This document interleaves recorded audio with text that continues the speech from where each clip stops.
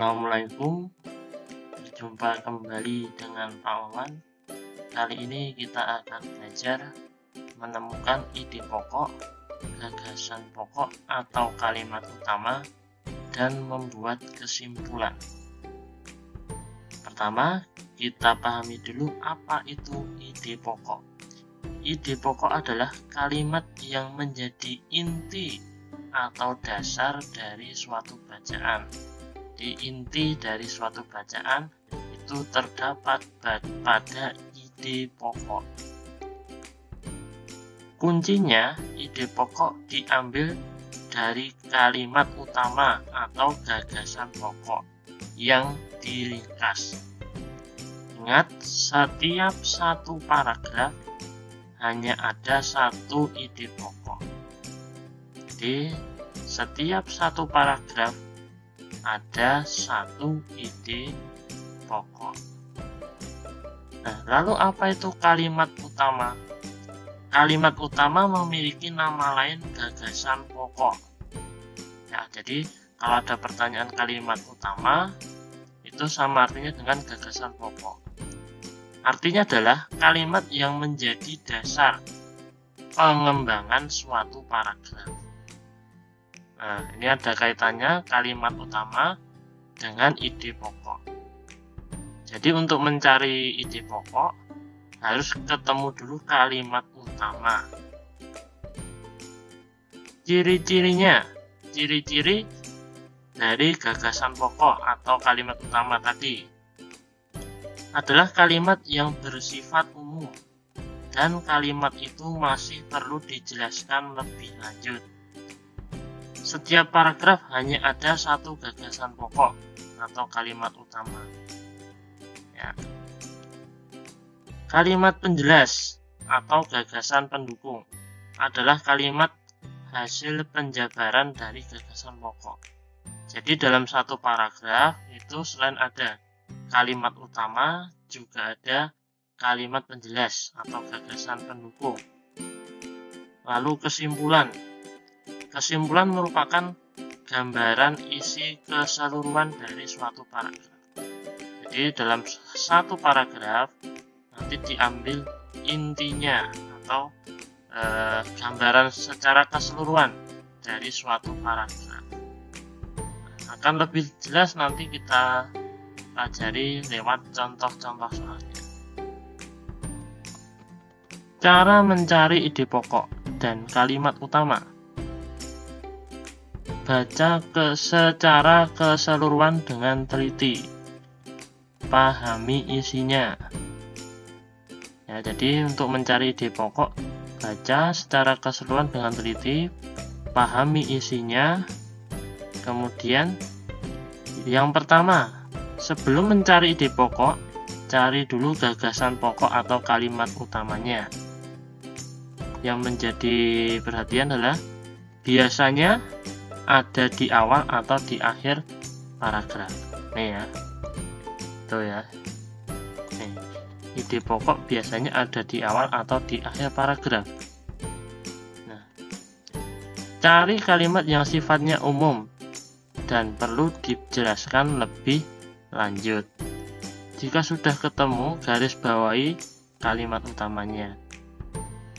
Nah, kalau kalimat utama sudah ketemu, maka kita bisa menemukan ide pokok. Caranya, kalimat utama tadi diringkas. Nah, tadi kalimat utama itu ada di awal atau di akhir ya. Nah, ciri-ciri kalimat utama ada di akhir paragraf. Biasanya ada kata seperti ini. Oleh karena itu, oleh sebab itu, dengan demikian, maka dari itu, dapat disimpulkan ternyata memang itulah jadi. Inilah ciri-ciri kalau kalimat utamanya ada di akhir paragraf atau di kalimat terakhir dari paragraf tersebut. Nah, lalu cara membuat kesimpulan. Bacalah dengan secara keseluruhan dengan teliti ya. Internet baca dengan teliti semuanya. Kemudian ringkaslah satu paragraf menjadi satu kalimat saja. Contoh soal yang pertama, di sini ada sebuah paragraf ya. Paragraf itu kumpulan dari kalimat. Di sini ada 1, 2, 3, 4, 5. Ada 5 kalimat dalam paragraf tersebut. Nah, intinya adalah tadi yang pertama kalimat utama. Kita cari kalimat utama. Kalimat utama itu bisa di awal, ini kalimat pertama, bisa juga di akhir atau kalimat terakhir. Kita perhatikan saja. Yang intinya kalimat utama itu adalah kalimat yang bersifat umum dan perlu dijelaskan lebih lanjut. Nah, kalimat pertama, kerusakan hutan dapat menimbulkan dampak yang negatif. Kalimat terakhir, sedangkan saat musim hujan akan terjadi bencana banjir. Nah, mana yang merupakan penjelasan dan mana yang merupakan kalimat utama yang sifatnya umum yang perlu dijelaskan? Jelas di sini kalimat utamanya ada di awal. Kalau kita perhatikan ya, ini ya, kalau kita perhatikan nih, kerusakan hutan dapat menimbulkan dampak yang negatif. Apa dampak negatif itu? Nah, jawabannya salah satunya ada di paragraf terakhir. Saat musim hujan akan terjadi banjir. Jadi kalau hutannya rusak, saat musim hujan akan terjadi banjir. Jadi jelas ini masih perlu dijelaskan dampak negatif kerusakan hutan itu apa. Ya, itu penjelasannya ada ini di kalimat terakhir. Seperti itu. Jadi kalimat utama itu kalimat yang sifatnya umum, perlu dijelaskan lebih lanjut, biasanya di awal atau di akhir. Seperti itu. Jadi kita copy saja, kita tulis, ini adalah kalimat utamanya. Nah, kerusakan hutan dapat menimbulkan dampak yang negatif. Nah, inilah bisa kita garis bawahi ya. Nah, kalimat penjelas artinya dampak negatif dari kerusakan hutan itu apa? Dijelaskan di kalimat selain kalimat utama ini. Jadi inilah kalimat penjelas selain yang digaris bawahi, ditulis semua. Jadi dari akibat sampai banjir. Yang warna kuning ini tidak perlu ditulis. Nah, inilah kalimat penjelasnya. Emang ya.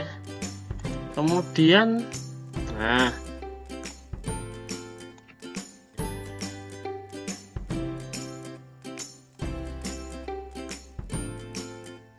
sekarang ide pokoknya. Ingat, ide pokok itu gampang sekali cara mencarinya. Dilihat saja kalimat utamanya. Oh, kalimat utamanya adalah kerusakan hutan dapat menimbulkan dampak yang negatif. Nah, ini kita ringkas ya, kita ringkas. Ini kita ringkas sehingga kita pilih kata-kata yang penting. Di sini kita garis bawahi juga. Nah, ini misalkan kata apanya? Kerusakan, kemudian hutan, kemudian dampak, dan terakhir negatif. Jadi inti dari ide pokok itu meringkas apa? Meringkas kalimat utamanya. Nah, ini bisa kita susun lagi menjadi seperti ini ide pokoknya. Dampak negatif kerusakan hutan. Kenapa harus kita susun lagi kalimatnya? Karena kalau tidak kita susun kurang enak dibaca. Misalkan kalau yang kita garis bawah ini kita langsung sambung, tidak enak dibaca. Misalkan kerusakan hutan dampak negatif. Nah ini kan akan lebih enak lagi dibaca kalau seperti dampak negatif kerusakan hutan, seperti itu. Lalu yang terakhir kesimpulan. Kesimpulan itu caranya adalah satu paragraf ini ya, satu paragraf ini dibuat menjadi satu kalimat saja. Nah, caranya adalah kita ambil dari pokoknya. Itu pokoknya adalah dampak negatif kerusakan hutan. Nah, kita jelaskan apa saja dampak negatif kerusakan hutan. Terus adalah, nah, kita bisa mencarinya di sini, di kalimat penjelasnya. Yang pertama mungkin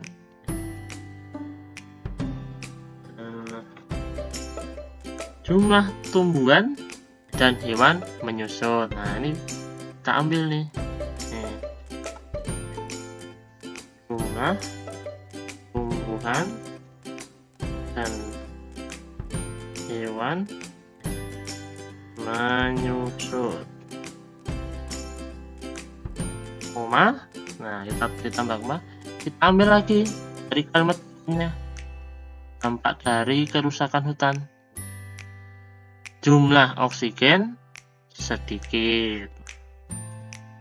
Jumlah oksigen sedikit ini diambil dari kalimat ini ya.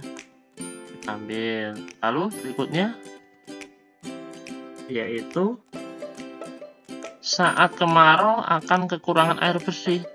Ya, kita bisa buat kalimatnya seperti ini. Kekeringan saat kemarau. Dan terakhir yang ini banjir, dan terjadi banjir. Inilah kesimpulannya. Dari satu paragraf kita ringkas menjadi satu kalimat saja. Nah, diawali dari apa? Dari di pokoknya tadi, seperti itu. Terus, contoh kedua, di sini ada paragraf yang terdiri dari 1, 2, 3, 4 kalimat. Ya, 4 kalimat ya. Nah, cara mencari kalimat utama yang pertama ya. Di sini di awal kalimat, harimau Sumatera hanya ditemukan di Pulau Sumatera. Kalimat terakhir, itulah yang membuat harimau Sumatera tergolong satwa langka. Nah, di sini kalian harus ingat, gagasan pokok atau kalimat utama itu bisa di awal, bisa di akhir paragraf. Nah, tapi ingat di sini, oh ada kata apa? Itulah. Ingat, ciri-ciri kalimat utama di akhir ada. Oleh karena itu, oleh sebab itu, dengan demikian maka dari itu dapat disimpulkan ternyata memang itulah. Jadi itulah berarti jelas kalau ada kata itulah, ini menunjukkan bahwa kalimat utamanya di akhir ya, karena ini merupakan hal yang sifatnya umum. Nah, bisa dibuktikan, buktinya apa? Itulah yang membuat harimau Sumatera tergolong satwa langka. Karena apa? Hanya ditemukan di Pulau Sumatera. Dan harimau tersebut merupakan satu dari 5 jenis harimau yang masih hidup. Tinggal 400 ekor populasinya. Nah, inilah kalimat utama. Kita tulis di sini.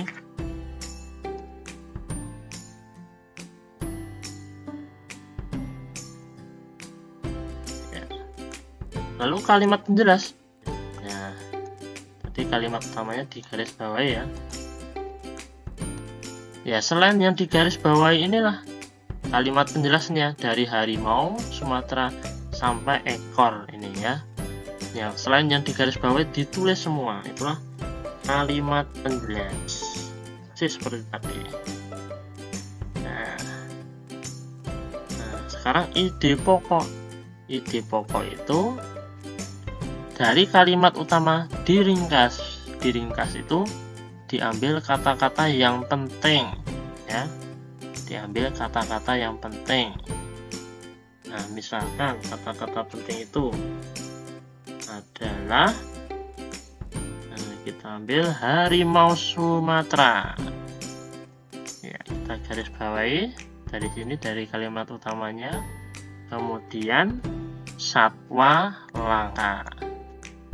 Nah, kalau ini kita tulis, enak didengar nggak ini yang garis bawahi? Kita sambung harimau Sumatera satwa langka ya, bisa ya. Jadi pokoknya adalah harimau Sumatera satwa langka. Nah, dari kalimat pertama diringkas. Berikutnya kesimpulan. Kesimpulan itu adalah satu paragraf ini dibuat menjadi satu kalimat, diambil secara keseluruhan ya. Diawali dari apa tadi? Dari ide pokoknya. Ide pokoknya harimau Sumatera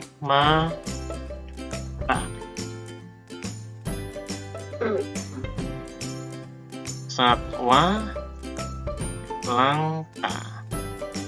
Karena jawabannya di sini kalimat pertama ini, karena hanya ditemukan di Pulau Sumatera ya.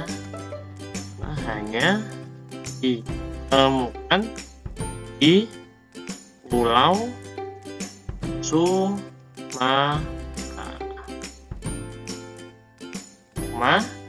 Apalagi yang membuat harimau Sumatera langka? Nah, kita harapkan aja. Dan populasinya tinggal 400 ekor. Diambil dari ini ya, karena populasinya tinggal 400 ekor. Nah, itulah cara mencari kalimat utama, kalimat penjelas, ide pokok, dan yang terakhir kesimpulan. Semoga penjelasan kali ini membantu anak-anak dalam mengerjakan soal-soal tentang kalimat utama, kalimat penjelas, ide pokok, dan kesimpulan. Saya akhiri, wassalamualaikum warahmatullahi wabarakatuh.